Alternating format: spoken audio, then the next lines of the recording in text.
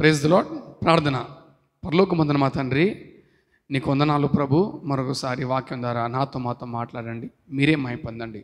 అందరిని దీవించండి, ఆశీర్వదించండి. యేసు నామములో అడుగుతున్నాను తండ్రి, ఆమెన్.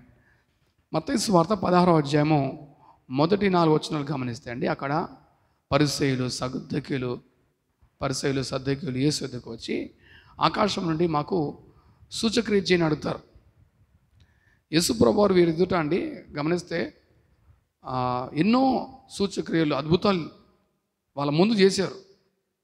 యేసు ప్రభువారు అనేక ప్రాంతాలు వెళ్ళిన ప్రతి చోట అనేక ప్రజలు వచ్చేవారు.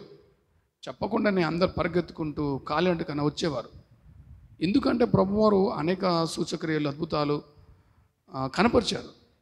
ఆయన బోధ వినడానికి, ఆయన చేసే సూచక్రియలు చూడడానికి అనేకులు వచ్చేవారు అనమాట.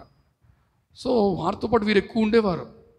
చూశారు కానీ ఇంకా ప్రభువును మెస్సయ్య గుర్తించట్లేదు. యేసు ప్రభువారు ఎందుకు అద్భుతాలు చేశారు గమనిస్తే, యేసు ప్రభువారు మెస్సయ్య, ఆయనే క్రీస్తు. మెస్సయ్యగా ఎదురు చూస్తున్నారు వీళ్ళు. ఎదురు చూసేవారు ఇతనే అని గుర్తించడానికి ప్రభువారు ఈ అద్భుతాలు, సూచకలు చేశారు. ఎన్నో వారి ఎదుట, సద్దూకయ్యుల ఎదుట, పరిసయ్యుల ఎదుట కనపరిచినా వీరు ఇంకా నమ్మట్లే.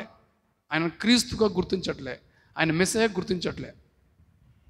ఎంత కఠినంగా, ఎంతో గర్వంగా ఉన్నారు. ఇంకా వీరి ఐక్యం ఏంటంటే వీళ్ళకి సూచక్రియలు కావాలి, అద్భుతాలు కావాలి, కానీ యేసే వద్దు. ఇంకా ఎలా ఉన్నారంటే ఆఖరిగా ఆయనను చంపాలని చూస్తున్నారు, తప్పులు పట్టాలని చూస్తున్నారు. ప్రభువారు గ్రహించి వీరు ఆకాశ వైఖరిని ఎరుగుతారు.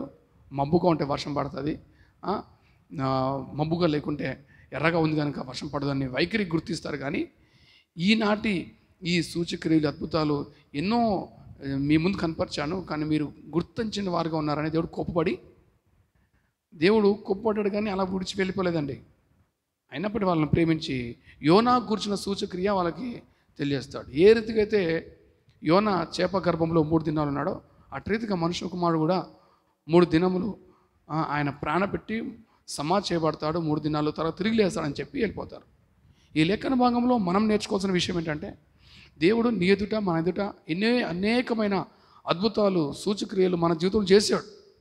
ఎందుకు చేశారంటే ఆయన గొప్పతనం తెలుసుకొని ఆయనే క్రీస్తు, ఆయనే దేవుడు, ఆయన రక్షకుడు అని గుర్తించాలని ప్రభువారు నీ జీవితంలో ఎన్నో మేలు చేశాడు.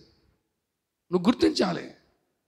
గుర్తించకుండా ఇంకా నాకు మేలు, ఇంకా అలా కాకుండా ఏదైతే దేవుడు నీ జీవితంలో చేశాడో దాన్ని బట్టి, దేవా నువ్వు గొప్ప దేవుడవు, నువ్వు రక్షకుడవు, అయ్యా నువ్వు మెస్సయ్యవి, నువ్వు క్రీస్తువుని నమ్ముతున్నానని గుర్తించి ఆయనను సొంత రక్షకుడు అంగీకరించి ఆయనను వెంబడించాలని ప్రభు కోరుతున్నాడు. కానీ అక్కడ పరిసయ్యులాగా, సద్దూకయ్యులాగా కఠినంగా, గర్వంగా ఉండకూడదని, గ్రహించు వారుగా ఉండాలని, గ్రహింపని వారుగా ఉండకూడదని ప్రభువారు కోరుతున్నారు. నువ్వు గుర్తించావా? ఆయన గొప్పతనాన్ని నువ్వు తెలుసుకున్నావా? ఆయన దేవుడు అని తెలుసుకున్నావా?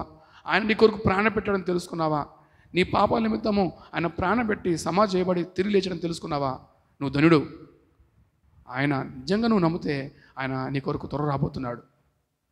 ఆ పరిసయ్యులు, సద్దూకయ్యులు నమ్మలే, కానీ నువ్వు నమ్ముతున్నావు, నువ్వు ధన్యుడవు. ఆయన నీ కొరకు వస్తున్నాడు, నేను త్వరగా తీసుకెళ్తాడు, నువ్వు సంతోషంగా ఉంటావు. అంటే మా కృప దేవుడిని దయచేయను కాక. ప్రార్థించుకుందాం. పరమ తండ్రి నీకు వందనాలు ప్రభా, నువ్వు క్రీస్తునైనా, నువ్వు మెస్సయ్యవు ప్రభా, మేము నమ్ముతున్నాం తండ్రి. మా జీవితంలో ఎన్నో అద్భుతాలు చేశావు తండ్రి. అయా ప్రభా, సద్దూకయ్యులాగా, పరిసయ్యులాగా గ్రహింపని వారుగా ఉండకుండా గ్రహించు వారుగా మమ్మల్ని మార్చావు. నీకు వందనాలు తండ్రి. నువ్వు ఎందుకు అద్భుతాలు, సూచనలు చేసావంటే నువ్వు రక్షకుడు అని తెలుసుకోవాలని, నువ్వు ప్రాణం ఎందుకు పెట్టావంటే నువ్వు రక్షకుడు అని గుర్తించాలని. అయ్యా తండ్రి, మేము తెలుసుకున్నాం ప్రభా, నువ్వు రక్షకుడవు ప్రభా, నువ్వు దేవుడవు ప్రభా, నువ్వు అయ్యా మరణించి సమాధి చేయబడి తిరిగి లేచావునైనా, తిరిగి రాబోతున్నావు ప్రభా.